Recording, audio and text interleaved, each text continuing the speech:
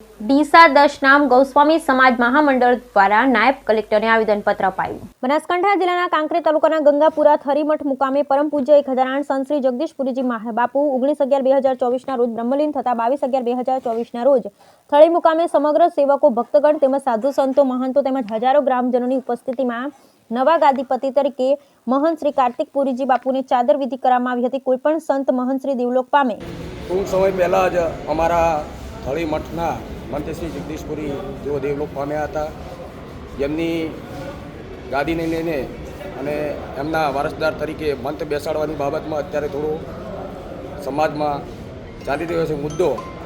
એ બાબતે લઈ અને દેવ દરબારના મંત્રીશ્રીએ બળદેવગીરીજીએ સમાજને અમુક અભદ્ર શબ્દો પણ બોલ્યા છે, જેથી સમાજને દુઃખ પણ થયું છે।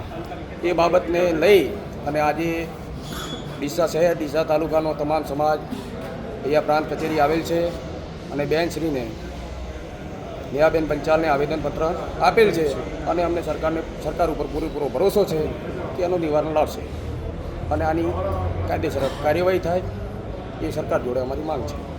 ધન્યવાદ। જય દશનામ।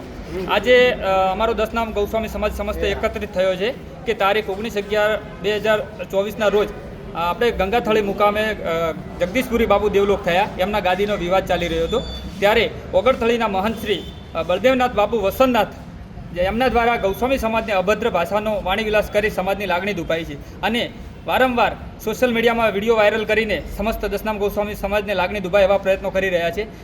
ગઈકાલે એમના સોશિયલ મીડિયા દ્વારા એક રિવોલ્વર બતાવીને સમાજમાં શાંતિ ડોળવાનો પ્રયાસ પણ કરી રહ્યા છે અને જો સમસ્ત ગૌસ્વામી સમાજ આજે એકત્રિત થઈ અને કલેક્ટર શ્રી પ્રાંત કચેરી ઓફિસ ડીસા ખાતે આવેદનપત્ર આપવામાં આવ્યો છે અને અમે સરકારશ્રીને રજૂઆત કરી રહ્યા છીએ કે આની યોગ્ય તપાસ થાય, અમને યોગ્ય ન્યાય મળવો જોઈએ।